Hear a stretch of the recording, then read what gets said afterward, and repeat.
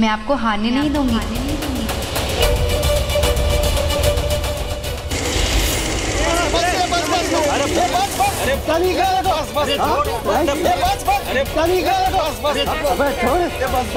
अब क्या करोगी? இப்போ அவங்க அர்ஜென்ட்டா ஒரு இடத்துக்கு போறாங்க. அவங்க போற வழியில ஒரு பிரச்சனை நடந்ததனால அந்த இடமே ஃபுல்லா டிராஃபிக் ஆயிடுச்சு.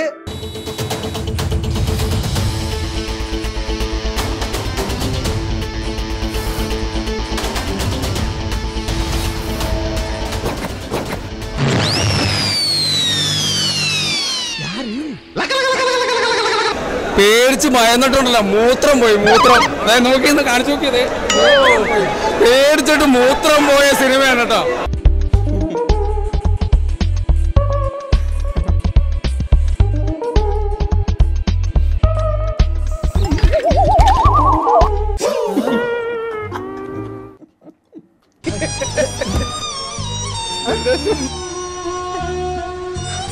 அந்த சீரியல்காரர்களை யாருமே கட்டவே முடியாதா? ஏன் கட்டுவோம், நான் கட்டுறேன். வணக்கம். நம்ம இந்த வீடியோல என்ன பார்க்க போறோம்னா சீரியல் ட்ரோல். ரோஜா சீரியல் அப்புறம் செல்லம்மா சீரியலை தொடர்ந்து இப்ப கார்த்திகை தீபம் சீரியல்லையும் ஒரு சம்பவத்தை பண்ணிருக்காங்க. இன்னும் கொஞ்ச நேரத்துல பொண்ணை மணமேடைக்கு கூப்பிட்டுருவாங்க. அதுக்குள்ள நான் தீபாவா மாதிரி மணமேடைக்கு போகணும். நீ போட்டிருக்க மாஸ்க கழட்டி கொடு.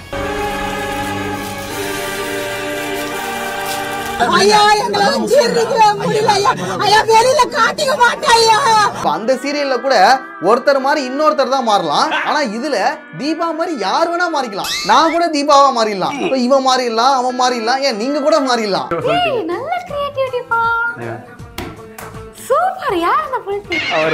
அதுக்கு ஹைட் தேவையில்ல, வெயிட் தேவையில்ல, வாய்ஸ் தேவையில்ல, ஒரு தேவையில்ல. ஆனா வாய்ஸுக்கு மட்டும் ஒரு சின்ன லாஜிக் வச்சிருக்காங்கடா.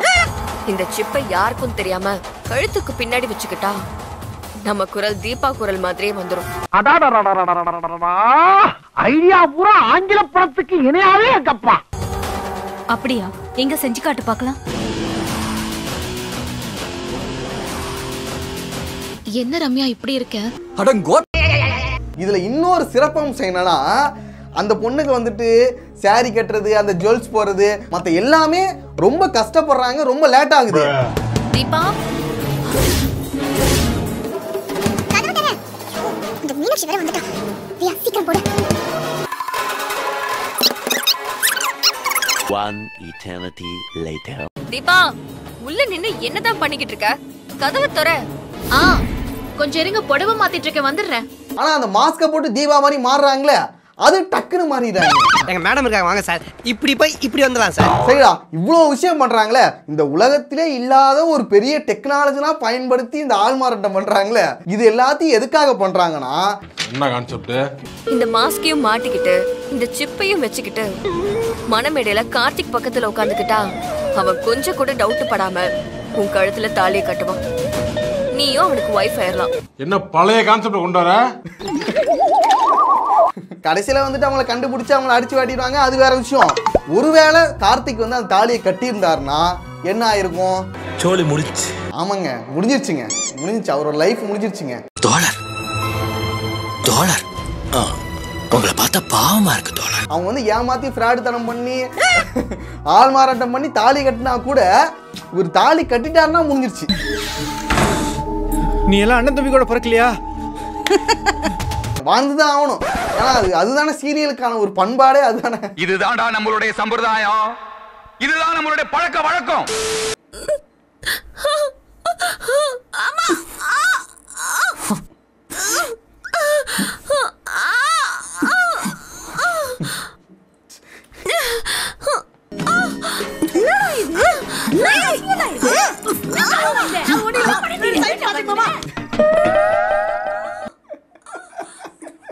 ஏன்டா அவனுங்க பேக்ரவுண்ட் மியூசிக்கே இல்லாம வெறும் அந்த சவுண்ட மட்டும் வச்சிருக்காங்க.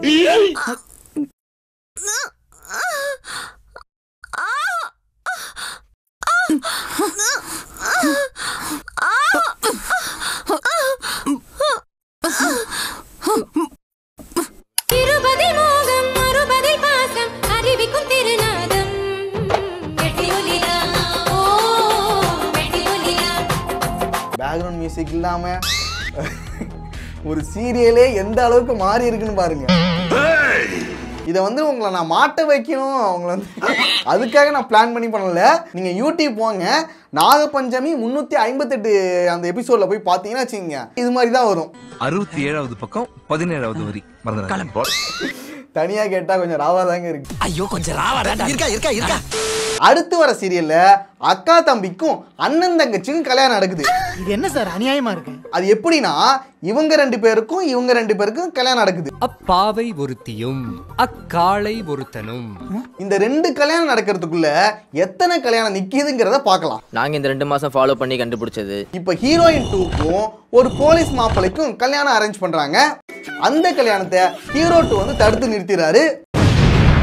சரி, இந்த கல்யாணம் தான் நின்றுடுச்சா, இன்னொரு மாப்பிள்ளை கூட கல்யாணம் பண்ணலாம்னு சொல்லிட்டு ஹீரோயின் 2 இன்னொரு மாப்பிள்ளைக்கும் கல்யாணம் ஃபிக்ஸ் பண்றாங்க. அந்த கல்யாணத்தை ஏற்கனவே கல்யாணம் நின்று போச்சுல ஒரு போலீஸ் மாப்பிள்ளை, அவர் வந்து தடுத்து நிறுத்திறாரு. அதுக்கப்புறம் என்ன ஆகுதுன்னா ஹீரோயின் 2க்கும் ஹீரோ 2க்கும் அந்த போலீஸ் மாப்பிள்ளையே கல்யாணம் நடத்தி வச்சுக்கிறாரு. இந்த கல்யாணம் முடிஞ்ச பிறகு ஹீரோ 1 இருக்காருல்ல, அவரு என்ன பண்றாருன்னா, நான் ஏற்பாடு பண்ண கல்யாணத்தை நிறுத்திட்டு என் தங்கச்சி கழுத்திலேயே நீ தாலி கட்டிட்டியா அப்படின்னு சொல்லி உன் அக்காவுக்கு ஒரு கல்யாணம் நடக்குதுல்ல, அதாவது அவங்க அக்காவுக்கும் இன்னொரு மாப்பிள்ளையும் கல்யாணம் நடக்க போகுது, அந்த கல்யாணத்தை நிறுத்தி இவர் வந்து தாலி கட்டிடுவாரு. என்னடா ஒரே குழப்பமா இருக்கேடா, யாரு கூட இருக்காங்கன்னு தெரியலையடா, இதெல்லாம் எப்படா முடியும்? எப்பா சொல்லி முடிச்சிட்டேன்டா. அட தாலி கட்டுங்க, கட்டுங்க. இந்தியாவிற்கு ஒரு கேவல மாதிரி இருக்குது.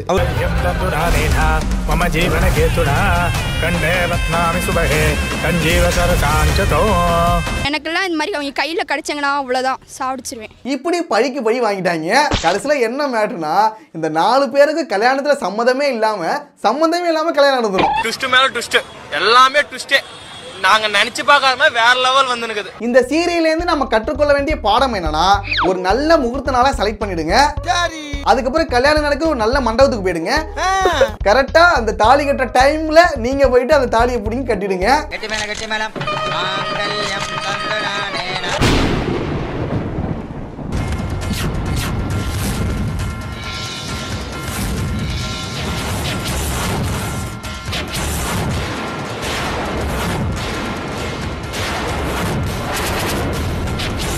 ஒரு வாரம் சண்டை நடக்கும், பிரச்சனை நடக்கும். அதுக்கப்புறம் அந்த ஊர்க்காரங்களே அப்புறம் அந்த வீட்டில் உள்ளவங்களே வந்து பேசி உங்களுக்கே அந்த பொண்ணை கல்யாணம் பண்ணி வச்சுருவாங்க.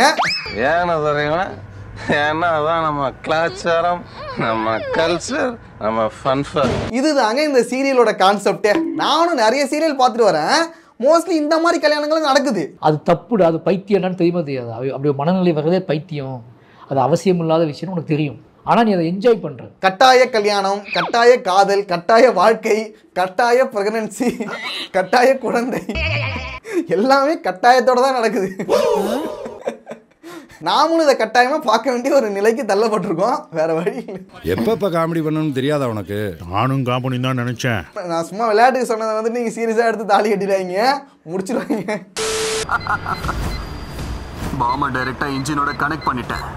ஒருவேளை பஸ்ஸோட ஸ்பீடு 60க்கும் குறைஞ்சதுன்னா அப்புறம் பாம் தானா வெடிச்சு செதறிடும். இந்த சீரியலா கொஞ்ச நாளைக்கு முன்னாடிங்க யதார்த்தமா சாப்பிடும் போது இந்த சீரியல் பார்த்துட்டு இருந்தாங்க, நானும் பார்த்தேன். அப்புறம் தப்பி தவறி கூட பஸ்ஸை நிறுத்தாதீங்க. பஸ்ஸோட ஸ்பீடு ஒருவேளை 60க்கும் கீழே குறைஞ்சதுன்னா அப்புறம் பாம் தானா வெடிச்சு செதறிடும். என்னடா ஸ்பீடு படத்தோட கான்செப்ட் அப்படியே காப்பி அடிச்சிருக்காங்க, நெக்ஸ்ட் சீரியல் ட்ரோல நம்ம சேர்த்துக்கலாம்டான்னு சொல்லிட்டு ஜாலியா இருந்தேன். அப்புறம் அதை மறந்துட்டு கொஞ்ச நாளைக்கு அப்புறம் மறுபடியும் பார்த்தா அப்பவும் இதே கான்செப்ட் ஓடிக்கிட்டு இருக்கு. அதுக்கப்புறம் இந்த சீரியலோட எபிசோட்னா எப்படா அது பாம் அடிக்குன்னு சொல்லி பார்த்தேன், 22 எபிசோட் ஓட்டிருக்கானுங்க. மோகன் ஐயா, அத்தை நீங்க எதுக்கு வண்டி ஓட்டிட்டு இருக்கீங்க? டிரைவர் எங்க? அதான் இதோட டிரைவர் வரதுக்கு 3 மணி நேரம் ஆகுமா, நம்ம கிட்ட அவ்வளவு டைம் இல்ல. ஸ்பீடு படமே 2 மணி நேரம் தான்டா, ஆனா அவனுக்கு 22 எபிசோட் ஓட்டிருக்காங்க அதை காப்பி அடிச்சு. எங்களை எல்லாம் ஒண்ணுமே பண்ண முடியாது, உங்களுக்கெல்லாம் ரூல்ஸ் இருக்கு, எங்களுக்கு ரூல்ஸுங்கிறதே கிடையாது. அதுதான் நாங்க கண்டபடி விளையாடுவோம். இதை ட்ரோல் பண்றதுக்காக இந்த எபிசோட்லாம் பார்த்து பார்த்து இந்த கேரக்டர்ஸ் எல்லாம் என் வாழ்க்கையிலே இருக்கிற மாதிரியே இருக்கு.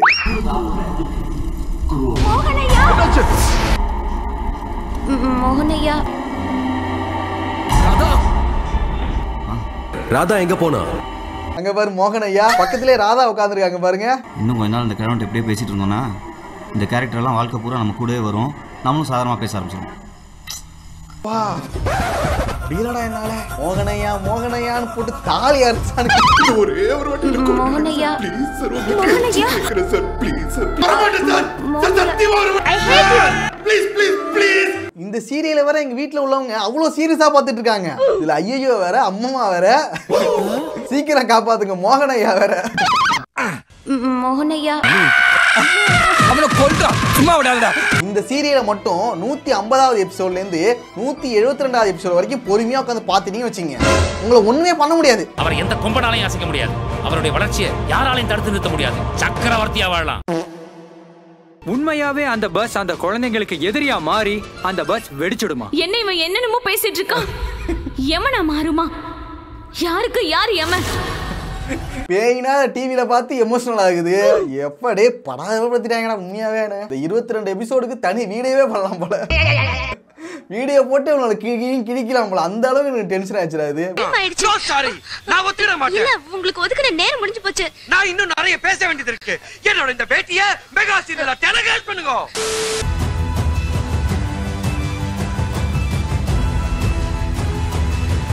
இப்போ ஒரு பாம்பு கார் ஓட்டி ஒருத்தவங்களை கொல்ல போகுது.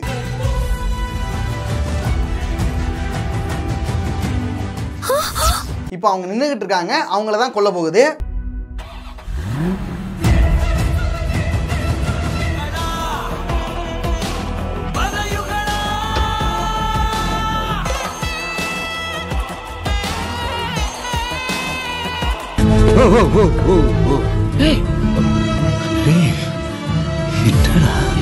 இந்த பாம்பு கிளட்சி பிரேக்கு ஆக்சிலேட்டர் இது மூணுத்தையும் யூஸ் பண்ணவே பண்ணாது.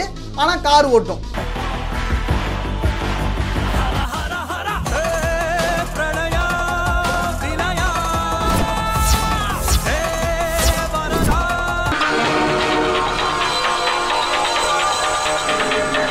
ஒரு பாம்பு வந்துட்டு அவங்கள கொல்ல ட்ரை பண்ணுது, அதான் கான்செப்டே.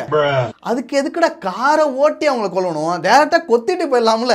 இதெல்லாம் ரொம்ப தப்பு. அதுவும் ஒரு மீடியால வந்து இப்படி காட்டுறதுன்றது வந்து ரொம்ப ரொம்ப தப்பு. ஆயிலே வெஸ்ட் வச்சுக்கிட்டு ஏன்டா இவ்வளவு கஷ்டப்படணும்? குரு கையில வெண்ணெய் வச்சுட்டு எதுக்கு நெய் கலையறீங்க? கடைசியா அவங்க உள்ளங்க என்ன பண்ணுவாங்கன்னா அந்த கார்ல கயிறை கட்டி இழுத்து எப்படியே காப்பாத்திடுவாங்க.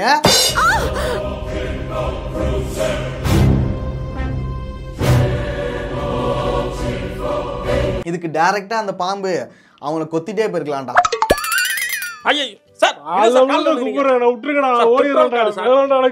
ஓகே, இதோட வீடியோ முடிஞ்சிட்டு நெக்ஸ்ட் ஒரு வீடியோல பார்க்கலாம்.